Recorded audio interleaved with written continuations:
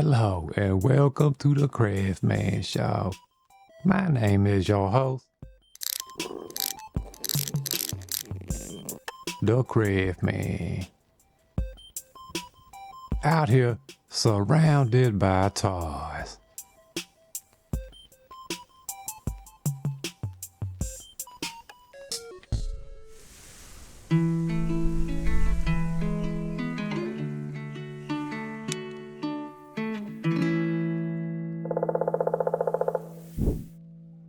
The first video Crafsman made last year was an episode about sofubi, or soft vinyl toys made in Japan.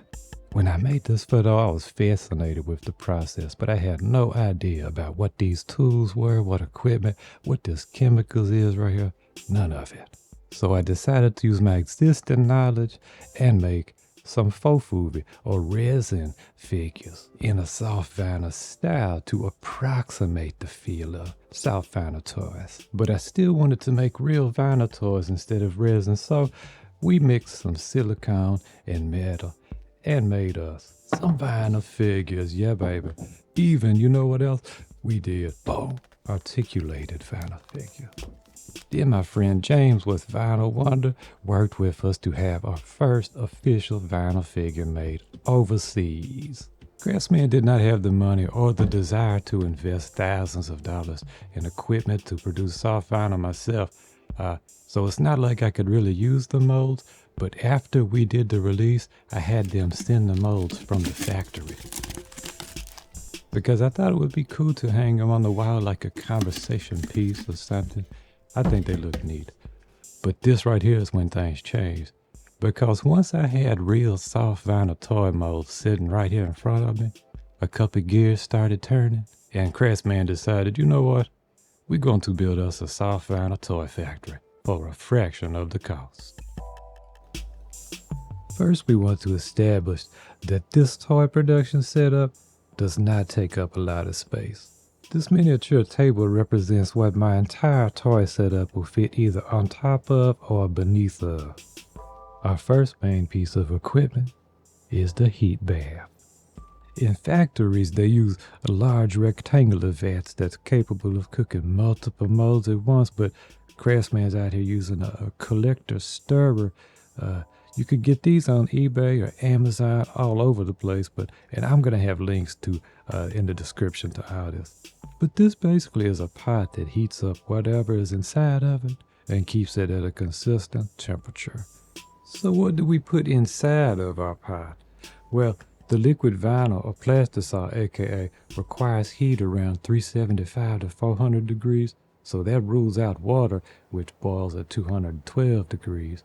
Canola oil was what I used at first. It has a smoke point around 400 degrees, so as long as you keep it shy of that, it'll cook. But between the smell and the idea of cooking with seed oils all the time, Crafsman switched to what many factories use.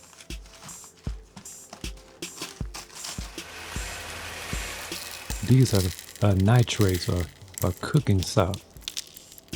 I'm using specifically Hubbard Hall Quick Temper 275. It turns from solid to liquid once it hits 275 degrees Fahrenheit. As I say with most things on this channel, be careful.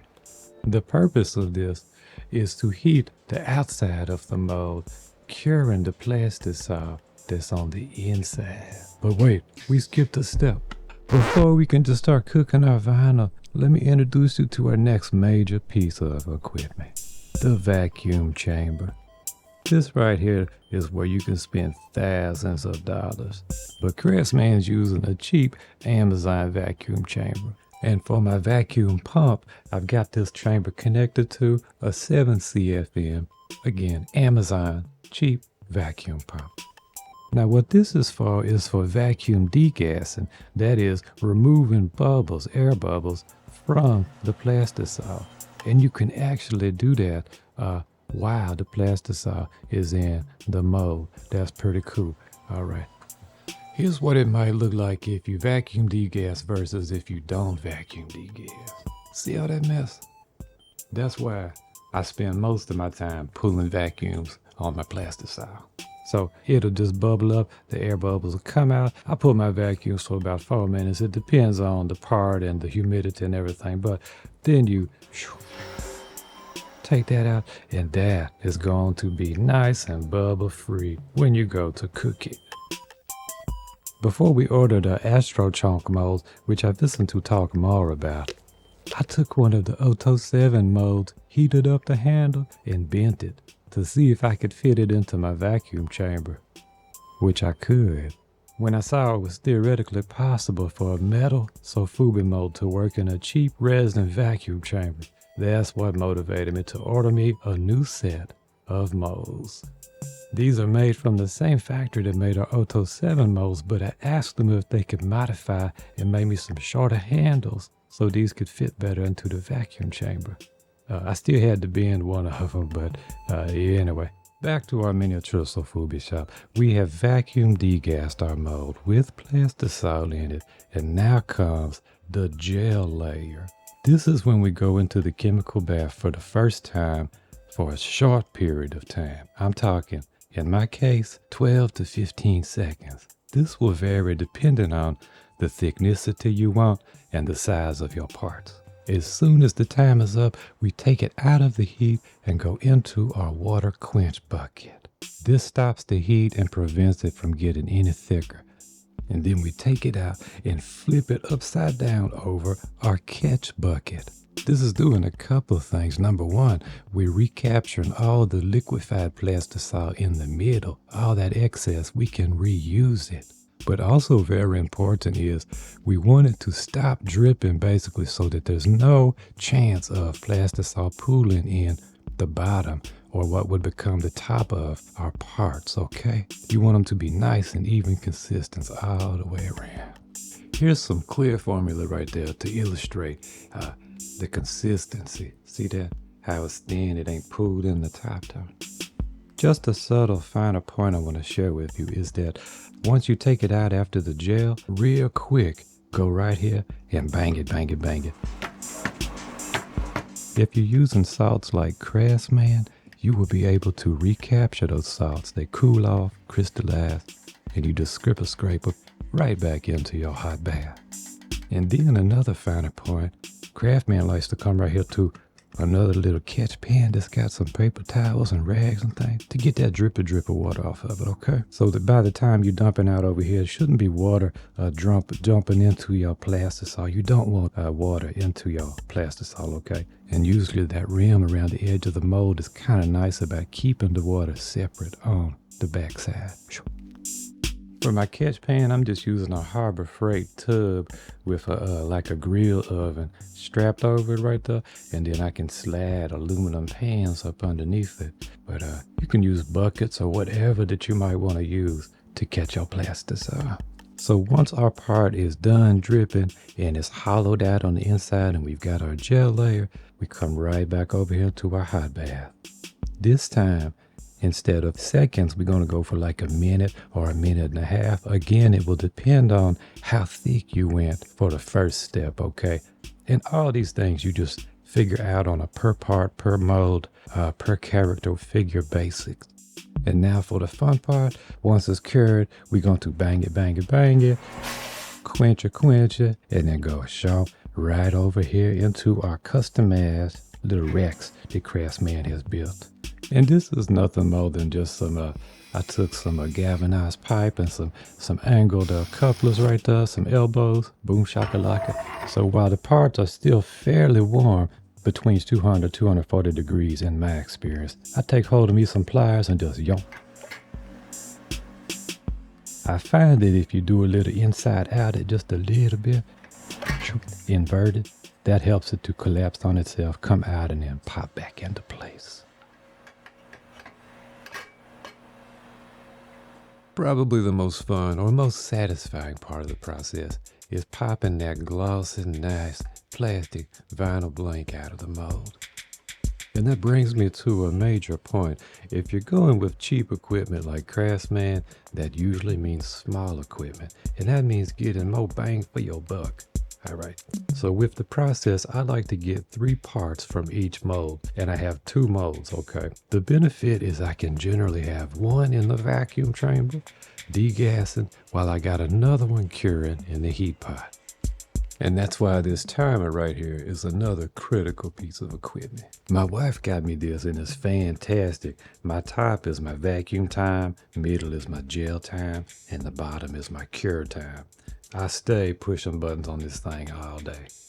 Back to production. While the parts are warm, I like to go ahead and swap out for some fresh clean gloves and take the opportunity to cut the excess vinyl plastic from around the joints. Soft vinyl cuts like butter when it's hot and squishy like this, but will firm up significantly when it cools down.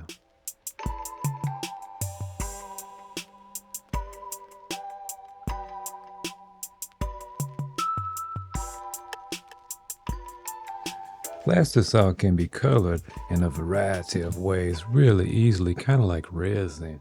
Just make sure you're using colorants or pigments that can get up to 400 degrees that ain't going to be harmful, that ain't got no solvents or nothing crazy in it, you know. Use correct ingredients.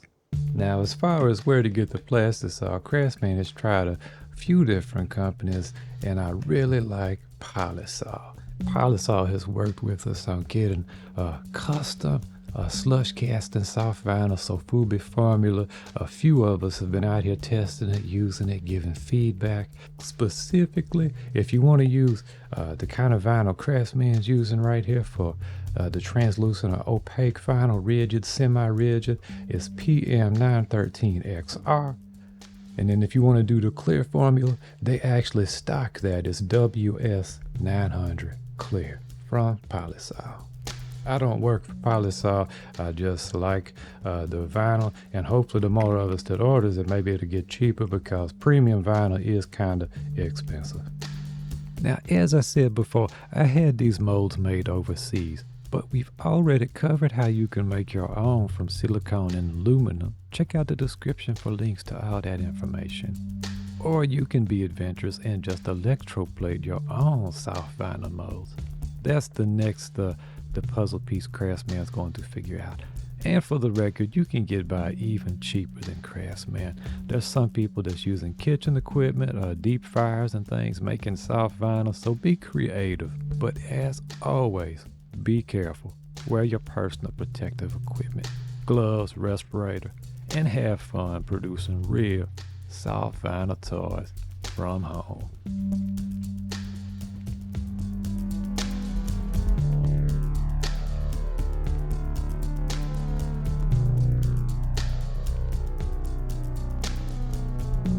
Thank you so much for watching this video. I hope it inspires you, cause for real, you know. Yeah. Until next time, I love y'all. And keep on steady crafty. All right? Yeah.